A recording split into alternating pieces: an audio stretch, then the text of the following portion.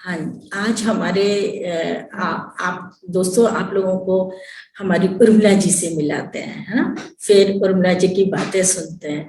देखो कितना फर्क पड़ता है इस वाली जो विद्या है उसका कितना फर्क पड़ता है, आप खुद जानेंगे इस बात को। अभी आप उनकी बातें सुनो, मैं टाइम नहीं आपका आप लोगों का लेती हूँ। आप सीधा उनकी बातें सुनो, फिर अपन बात करेंगे बाद में, ठीक है। ओके। उर्मिला जी, आप ये बताओ कि आप इस रास्ते में कैसे आए। मैं इस रास्ते में मैडम जी इस तरीके से आई कि मैं पहले हर 20-25 साल से हर मंदिर में जाती हूँ, हर यात्रा में जाती हूँ। जगह जगह की मैंने यात्रा की है और बारामासी मैंने हर जगह की नाई है। बारामासी जैसे क्या होती है? बारामासी होती है 14 महीने तक स्नान करो गंगा में जाके, तो 14 महीने तक गई मैं हरिद्वार सबसे पहले। मतलब हर महीने आप पूर्णमासी को करते हैं शायद, है ना? हर 14 को बैठते हैं और पूर्णमासी को पहुंचते हैं और पड़वा का स्नान करके हम वापस आते हैं। और ये हर महीने करते हैं। जैसे आपने अयोध्या की उठा ली, तो अयोध्या हर महीने अयोध्या हर महीने गए हम 14 महीने तक, और काशी जी में हर महीने गए 14 महीने तक, इलाहाबाद में हम हर महीने के 14 महीने तक, हरिद्वार में हम हर महीने के 14 महीने तक, मतलब हर जगह की हमने बारामासी की है। मतलब ऐसा कोई स्नान नहीं छोड़ा गंगा में जहाँ हमने बारामासी नहीं करी। पुष्कर की बारामासी करी है, दरकर की बारामासी करी है, हर तरह की हमने 14 महीने तक हर महीने स्नान किया। 25 साल करीबन से मैं ये हर जगह जाती हूँ यात्रा में। पर कोई मुझे जैसे मैं 3 बार बद्रीनाथ जी के जाए, 3 बार केदारनाथ के जाए, 3 बार गंगोत्री यमुनोत्री जाए, और मतलब एक बार कैलाश मानसरोवर में जाए। कैलाश मानसरोवर मुझे खूब आनंद मिला, खूब आनंद मिला। जैसे कि मैं शंकर भगवान के पास में ही बैठी हूँ, लेकिन ऊपर से मिला जो आनंद, जो आज मुझे आप आत्मा और जीवात्मा के बारे में समझा रहे हो, वो आत्मा और जीवात्मा के बारे में मुझे घर बैठे इतना आनंद मिल रहा है कि मुझे अब इच्छा नहीं थी मैं कहीं जाऊं। मुझे कहीं भी जाने की इच्छा नहीं होती है। मुझे ये लगता है कि मुझे घर बैठे, जब घर बैठे मुझे आत्मा और परमात्मा का ज्ञान हो रहा है, तो मैं भाग के मैं क्यों जाऊं, और वहां मुझे पैसे खर्च करने पड़ते हैं, तभी मुझे इतना आनंद नहीं आएगा जो आज आपने मुझे सिखाया है कि आत्मा और जीवात्मा के बारे में, हर चीज के बारे में सिखाया मैडम जी, और मुझे अब बहुत आनंद आ रहा है। और मैं ये चाहती हूँ कि मैं भोलेनाथ से मेरी यही प्रार्थना है कि मैं इस आत्मा में लीन हो जाऊं, और मुझे संसार में अब कुछ नहीं चाहिए, अब मुझे कुछ भी नहीं चाहिए। मुझे आप ऐसी ऐसी ऐसी प्रेरणा दे दी कि मुझे अब दूसरे की प्रेरणा लेने की कभी जरूरत नहीं पड़ेगी। अब मुझे ये बिल्कुल महसूस नहीं होता कि मुझे कुछ करना है। मुझे तो ये लगता है कि हम आत्मा हमारी छोटी सी चुटकी बन के और बैठी हुई है चरणों में, और मैडम जी सामने बैठी हुई है, अब मुझे बता रही है कि आत्मा में लीन हो जाओ, अब तुम्हें किसी चीज की जरूरत नहीं है, अपने आप ही तुम्हारी मोक्ष होगी। और मैं ये चाहती हूँ कि मैडम जी मेरे साथ हमेशा रहे, ताकि मुझे हर चीज की प्रेरणा देते रहे। और जब भी मैं कभी भूलती हूँ तो मुझे रात भर नींद नहीं आती है, सोचती हूँ कि कब दिन हो गए और कब मैडम जी के पास जाके ये क्वेश्चन पूछूं कि मुझे आज इस चीज का महसूस हुआ है, मैं क्या करूँ इसके बारे में। आज मेरे को दिल में पाप आ गया कि मैं अपने बच्चों को कुछ लाऊं या बाजार से मैं अपने लिए कुछ चीज लाऊं, तो मैं नहीं चाहती कि मेरे को कोई आके डिस्टर्ब करे, कोई परेशान करे। मैं चाहती हूँ कि ये ना तुम्हारा भाव है, तुम्हारा भाव है, इसीलिए तुम्हें ऐसा लगता है, और इतनी जल्दी आप इन चीजों को समझ रहे हो, वरना लोगों को तो ये समझने में बहुत साल। मैडम ने मुझे ये सिखाया कि अपन एक उर्मिला है ही नहीं, उर्मिला क्या उर्मिला है, मतलब एक छोटी सी आत्मा, एक शुद्ध आत्मा, वो इस शरीर में रह रही है, वो शरीर में रह रही है। अपन तो है ही नहीं। तो उर्मिला तो इस शरीर का नाम है, उर्मिला शरीर का नाम है। ये उन्हें तो हर चीज ऐसे नाम, हाँ अपना नाम तो उर्मिला नहीं है ना, तभी तो ये नाम कुसुम नहीं है। हाँ, लेकिन यहाँ के रखा है, हाँ, ये तो नीचे आने के बाद में रखा है, लेकिन आत्मा तो एक छोटी एक ऐसी चीज है कि उससे मिलने के बाद में मैं मैडम से यही प्रार्थना करती हूँ कि मुझे आत्मा में लीन ऐसी कर दो कि ताकि मुझे संसार में किसी भी चीज की जरूरत ना पड़े, मुझे ना बच्चे की, ना बहू की, ना बेटे की। आपका भाव ही करवाएगा ये सब, चिंता मत करो, सब आपका भाव ही करवाएगा। मैं इनको अपना मतलब अपना सब कुछ मानती हूँ, क्योंकि मैंने कैसे कैसे पैसे जोड़ जोड़ के, और मैं खूब यात्रा कर रही हूँ, खूब भगवान का नाम भी ले रही हूँ, और आज भी मैं खूब भजन करती हूँ, मतलब 11 की कथा करती हूँ, भागवत करती हूँ, खूब आज भी खूब कर रही हूँ। लेकिन जो मुझे रात में, बजे उठते हो? मैं उठ जाती हूँ 2:30 बजे, 2 बजे, 3 लास्ट, मतलब 2-2:30 बजे उठ जाती है, मुझे 3 लास्ट बजे उठती हूँ, 2 घंटे बैठ के, और एक बार एक तरफ मैडम जी को रख लेती हूँ और एक तरफ मेरी आत्मा को रख लेती हूँ, है ना। और फिर मैं अपने मतलब उसमें ऐसे फील होता है जैसे मैडम जी मुझे बता रही है कि इस कोई कुछ नहीं है, इसमें लीन हो जा, इसमें मिल जा। अब तक तो तेरी सूक्ष्म आत्मा तेरे शरीर के अंदर है, लेकिन बाहर निकल कर देखो तो आत्मा शुद्ध है, आत्मा बिल्कुल शुद्ध है। इस शुद्ध आत्मा में अगर जिस दिन मैं लीन हो जाऊंगी, उस दिन तो मैं मैडम जी को एक चरण पकड़ करके प्रणाम करूंगी। अरे उस परमात्मा के करो जिसने मिलाया। परमात्मा ने तो आपको भेजा है सिखाने के लिए। मैं भी एक उसकी पार्ट हूँ, आप भी एक उसकी पार्ट हो। आत्मा मतलब परमात्मा ने तो आपको हमें सिखाने के लिए भेजा है, तो आप परमात्मा के पार्ट में तभी तो हमको बताया। अगर आप परमात्मा के पार्ट में तो हमें कैसे बताते? नहीं बताते मैडम जी। इसलिए मैं ये चाहती हूँ कि मैडम जी मुझे ऐसा कर दो कि मुझे कभी किसी चीज की मतलब भावना नहीं रहे कि मैं ये खा लूं, ये ले लूं, ये किसी का छीन लूं, ये किसी को। बिल्कुल, आप तो हो ही इस लायक, आपने आपका अपना भाव बहुत सुंदर है, इसीलिए आपके दिमाग में ऐसी बातें आती हैं। बस मैं आपसे सिर्फ इतनी प्रार्थना करती हूँ कि मुझे ऐसा भाव आ जाए कि ना मैं किसी का एक रुपया भी मतलब लेना और अपने पास रखना बुरा समझती हूँ, और ना ही किसी चीज के हाथ लगाना समझती हूँ। कि मुझे तो ये चाहिए कि अगर ये आपकी चीज के मैंने हाथ लगा दिया तो मैडम जी मुझे सामने से मेरी पिटाई कर रही है, मेरे को डांट रही है, मतलब ऐसा लगता है मुझे अपने आप को। तो जैसे हाँ, तो मैं सोची मैडम जी को भगवान ने भेजा है, गुजरात ने भेजा है, और तब जाके मतलब ये किया है। हालांकि मैं कैलाश गई तो मुझे ये भी नहीं था स्वामी होश भी कि मैं वापस संसार में आऊंगी, लेकिन क्या पता है मुझे इन गुरु से मिलाने के लिए, मैडम जी से मिलाने के लिए भोलेनाथ ने मुझे भेजा, और उसने कहा कि अभी तेरा काम पूरा नहीं हुआ है, तो क्यों यहाँ आना चाहती है?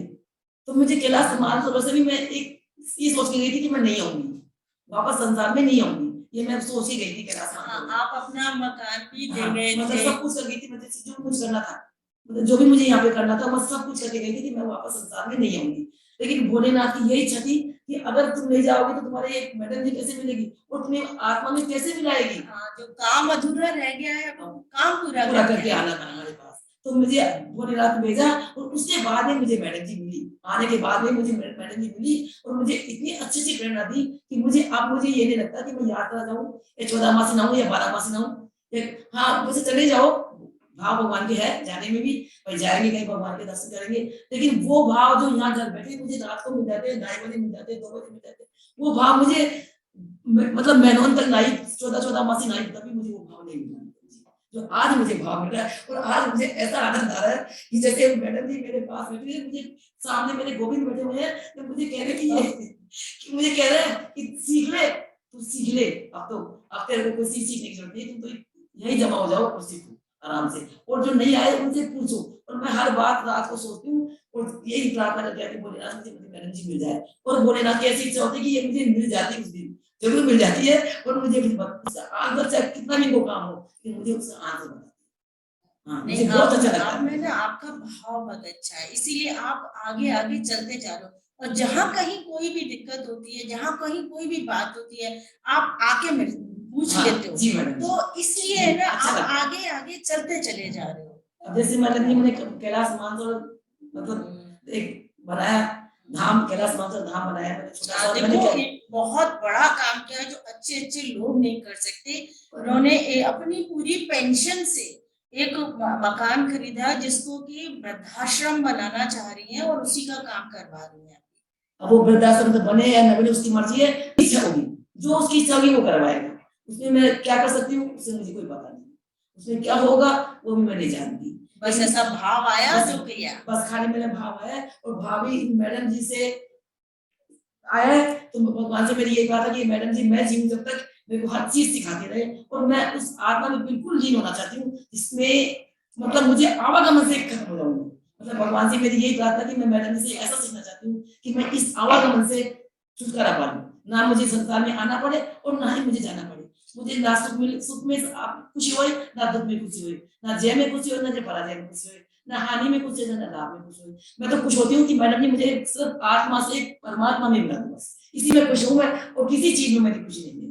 आप जब ध्यान करते हो तो आपको आनंद आता है? खूब आनंद आता है मुझे, रात को 2:30 बजे 3 बजे इतना आनंद आता है कि एक तरफ मेरी मैडम बैठी है, एक तरफ मेरी आत्मा बैठी है, और गोविंद मेरे सामने खड़ा है, उसके चरणों में मैं बैठी हूँ, और मैडम जी मुझे पता लगा रही है कि हाँ तू चिंता मत करे, तुम बिल्कुल बेफिक्र रहो, तुम आत्मा से मिलो, जैसे मुझे मैडम सिखा रही है यहाँ इधर साइड में बैठी, और गोविंद बैठा हुआ है, और नीचे चरणों में छोटी सी मेरा शरीर छोटा सा बन के, और ऐसा बैठा हुआ जैसे पूरी श्रद्धा से भगवान के चरणों में बैठी हुई मैं, और अच्छा लग रहा है।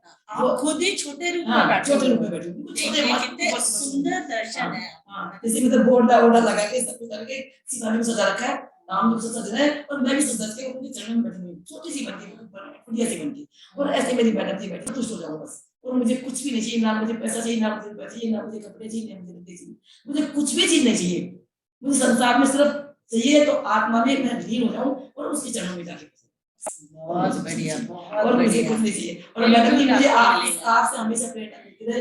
मैं बस रात दिन भोलेनाथ से ये प्रार्थना करती हूँ कि ये मैडम जी मुझे मुझे हमेशा ऊपर जाके भी मैडम जी मेरे पास रहे और वहीं जाके और मुझे सिखाए। अब ना मैडम जी नीचे आए और ना मैं नीचे आऊँ, संसार में ना मैडम जी आए, ये चाहती है हूँ। ना? आप मेरे से भी मत नहीं बनो, मैडम जी, मैं आपसे जब गुरु गोविंद दोनों खड़े काके लागू पाओ बलिहारी गुरु देव की और गोविंद दिया बताए तो गोविंद साहब ने मिलाया मुझे, आप मिला रहे हो, मुझे मिलती नहीं। आपका खुद का भाव मिला रहा है जी, भाव भी आपने पैदा ठीक किया। है, मैं एक जरिया हूँ बताने के लिए, है ना, बताने का जरिया हूँ, पर मैं तो बहुत लोगों को बताती हूँ। नहीं मैडम जी, कितने लोग समझ पाते हैं उसको? जो भाव आपने मुझे पैदा किया, मेरे भाव, वो भाव तो मेरी जिंदगी के अंदर मैं 60 साल की हो चुकी, 60 साल की हो चुकी, वो भाव मेरे कभी नहीं आए जो आज मेरे आपके सिखाने पर मुझे भाव आया, जो आपने बताया वो भाव है। अपने मिलते हुए कितने दिन हो गए? मुझे मिलते ज्यादा से ज्यादा 2-2.5-3 साल हुए, 2-2.5 साल होंगे, लेकिन 2.5 साल में मैं जो चीज मैं 60 साल में नहीं सीखी वो मैं 2.5 साल में मुझे मैं मगन हो गई। 2.5 साल में मैं ऐसी मगन हो गई कि मुझे किसी चीज की जरूरत नहीं है, ना मुझे पैसे की जरूरत, ना मुझे रुपए की जरूरत, ना मुझे संसार की जरूरत है, ना मुझे मतलब बच्चे बच्ची किसी की जरूरत नहीं, मुझे सिर्फ आत्मा में मिलने की जरूरत है और मुझे किसी की जरूरत नहीं और मुझे अच्छा और ये सब कुछ मैडम जी के सिखाने पर और मैडम जी के बताने पर आया है। मैं इनको बारंबार प्रणाम करती हूँ, बारंबार प्रणाम करती हूँ कि मुझे ऐसा कभी नहीं सिखाया और ऐसा सिखाने वाले जिंदगी में पहली बार मिला है मेरे को। और मुझे मैडम जी आपसे प्रार्थना, मुझे आत्मा में लीन करवा दो बस, और मुझे कुछ भी नहीं चाहिए। सब होगा, आपका खुद का कुछ नहीं चाहिए भाव मुझे, कराएगा, अब मुझे सब कुछ नहीं कुछ चाहिए, कराएगा। बस मुझे ये चाहिए कि मुझे आप संसार से आप भी मेरे साथ ऊपर रहो और मुझे किसी में लीन रखो, बस मुझे भगवान में लीन रखो, मुझे किसी में ग्रस्त आश्रम में कभी मत डालना, मुझे किसी आश्रम मत डालना। आप तो पहले ही छूटे हो। नहीं, मुझे किसी भी आश्रम मत डालना, मुझे सिर्फ आश्रम में डालना कि आत्मा से परमात्मा बस वही अंतिम, बस अंतिम मेरी आत्मा से लास्ट मेरी इच्छा यही है कि मुझे चाहे आज ही बोलना, मुझे शायद आज ही बुला ले, लेकिन मुझे मेरी मैडम जी मुझे यहाँ बैठी हुई मुझे ऊपर जाके सिखाए कि तुम सीखो और इनकी आत्मा ऊपर जाके मुझे बताए, मतलब आज ही मुझे ऐसे ही प्रार्थना करते मुझे चाहे तो आज ही बुला ले अपने चरणों में, लेकिन मेरी आत्मा छोटी सी करके तेरे चरणों में रखूं, जैसे आज मेरे भाव पैदा कर रहे हैं वो भाव मेरे कभी भी खत्म ना हो। मेरी लास्ट इच्छा है कि मेरी भाव खत्म ना हो और मेरे भाव बढ़ते ही जाए, गोविंद के प्रति मेरा भाव बढ़ते ही नहीं और हर चीज की मुझे प्रेरणा देती है। सारे दर्शन आपको अपने घर में ही बैठ के हो जाते हैं। जी जी मैडम जी होते हैं, लेकिन पहले गोविंद देव जी जैसे जाते थे वो गोविंद देव जी के कृष्ण और बलराम भी आपके साथ साथ चलते हैं अब, है ना? वो तो दोनों खाना तो मेरे 24 घंटे साथ ही रहते हैं, राम और कृष्ण और बलराम ये तो मेरे 24 घंटे साथ रहते हैं। वो तो वो भी मतलब ऐसे लगता है जैसे खाना मांग रहे हैं, जैसे चाय मांग रहे हैं, जैसे दूध मांग रहे हैं और रुक जाते हैं तो मैं रोती हूँ उसके लिए, फिर मैं खूब रोती हूँ कि ये कैसे घुस गए, मेरे खाना कैसे घुस गया, आज मेरे खाने के क्या हो गया, ये कैसे घुस गया। फिर देखती हूँ दोनों भाइयों ने झगड़ा कर लिया तो उनको दोनों को हाथ जोड़ के बनाती हूँ जो आराम से प्रसादी पाओ और मैं माँ हूँ, एक तरह से मैं माँ हूँ तो मेरी माँ की प्रार्थना सुनो, तो बड़े हंस जाते हैं, बड़े हंसते हंसते कूदते हैं, ऐसा लग रहा है खेल रहे कूद रहे हैं, बड़ा अच्छा लग रहा है। पर ये सब कुछ जो कुछ प्रेरणा मिली है मैडम जी आपके प्रेम मतलब आपके बताने पर ही मुझे सारी प्रेरणा मिली।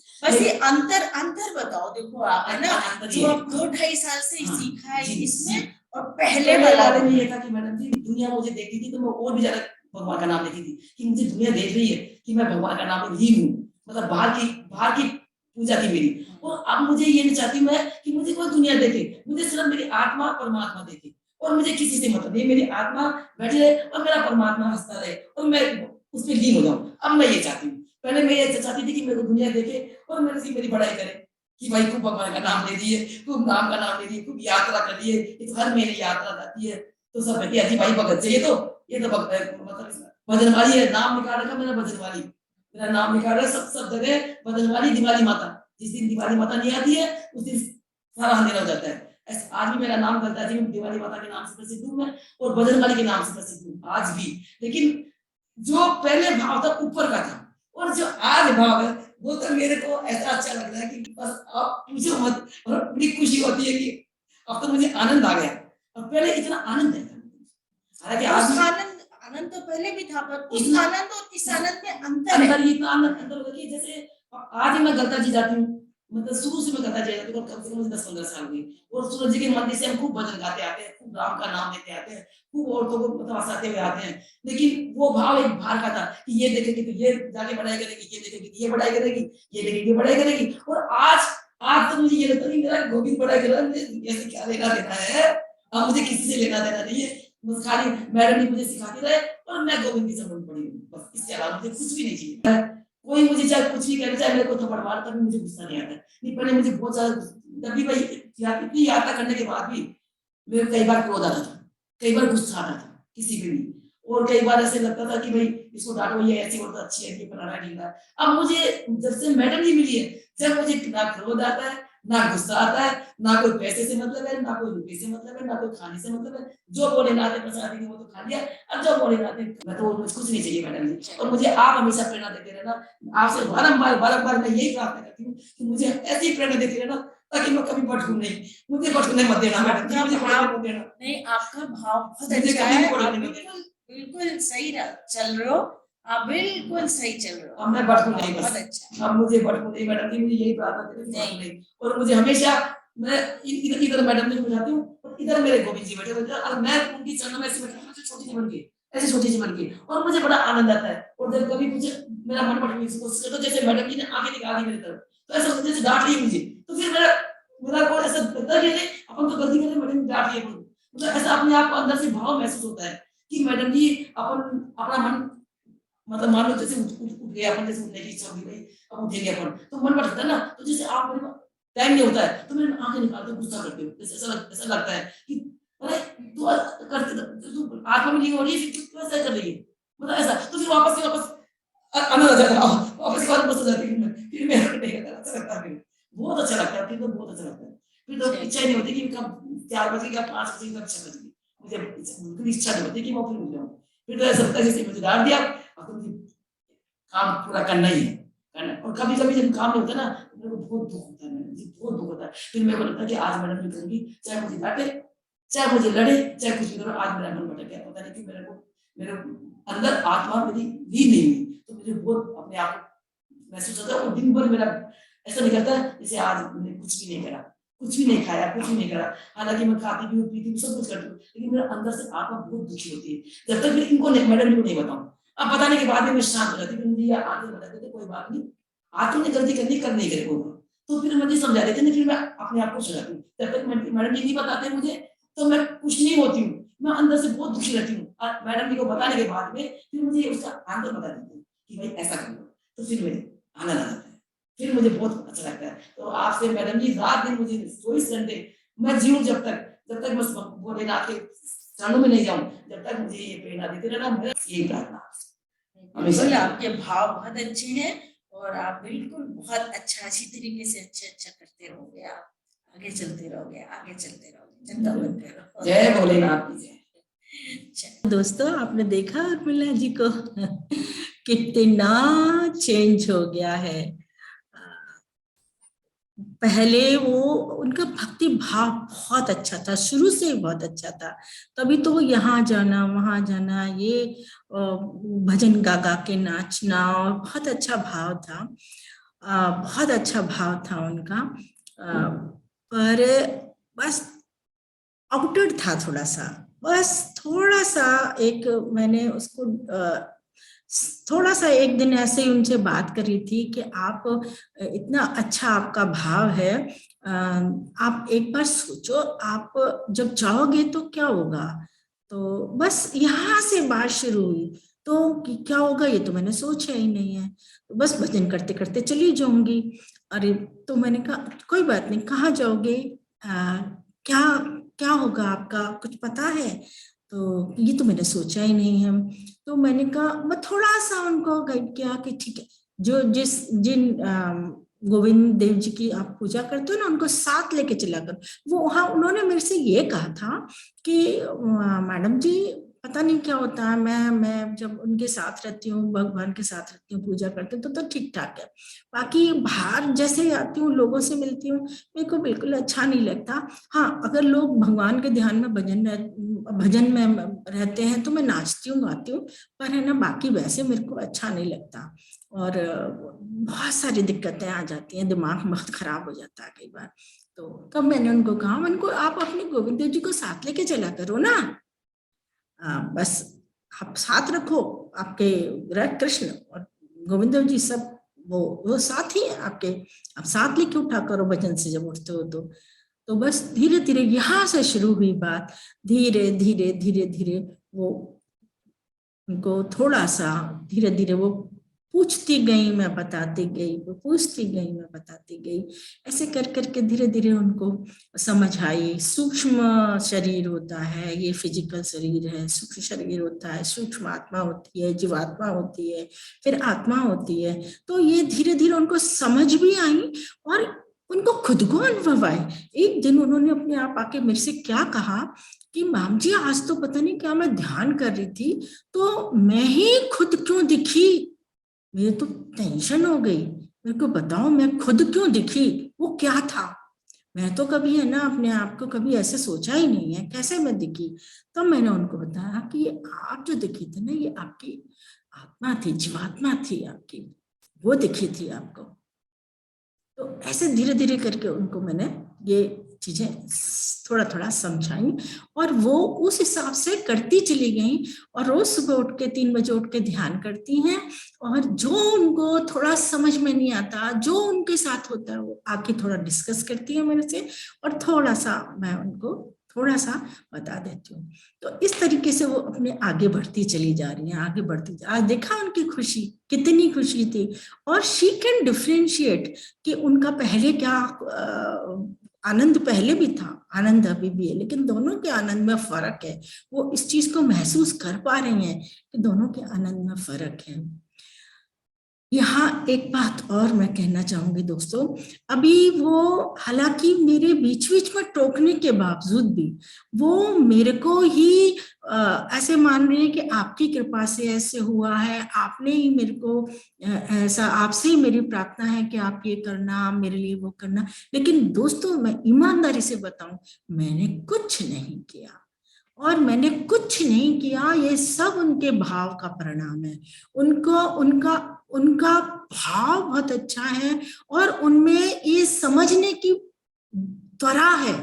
बस ये 2 चीज है उनके पास जिससे वो आगे बढ़ती चली जा रही है। अब दोस्तों ये चीज मेरे को मेरी अब समझाने की वजह से भी वो नहीं, बीच बीच में टोक रही थी, मैं उनको समझाने की कोशिश कर रही थी, लेकिन वो इस चीज को नहीं एक्सेप्ट कर रही हैं। अभी थोड़ा होने दो, फिर मैं उनको बताऊंगी कि ये सब आपके भाव का परिणाम है। अभी भी मैं थोड़ा बता रही थी, आगे भी और उनको और क्लियर कराऊंगी कि ये सब उनके भाव का परिणाम है। तो दोस्तों लेकिन देखिए ऐसे होता है।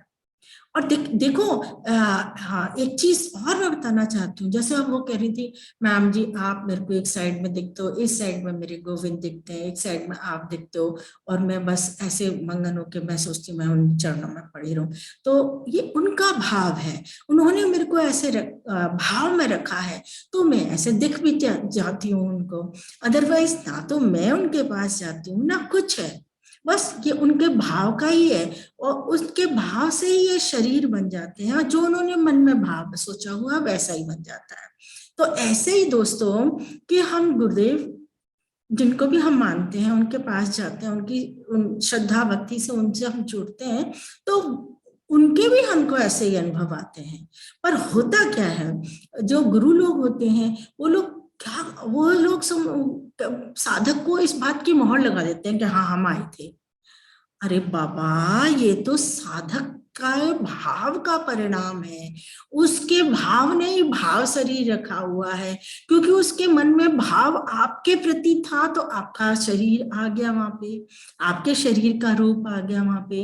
ये क्लियर समझाना चाहिए भाई, नहीं तो ये समझ के वो साधक भी ये समझता है मेरे गुरु की कितनी मेहर है, देखो मेरे को आके संभालते हैं, और गुरु भी उस चीज को बढ़ावा देते हुए जाते हैं।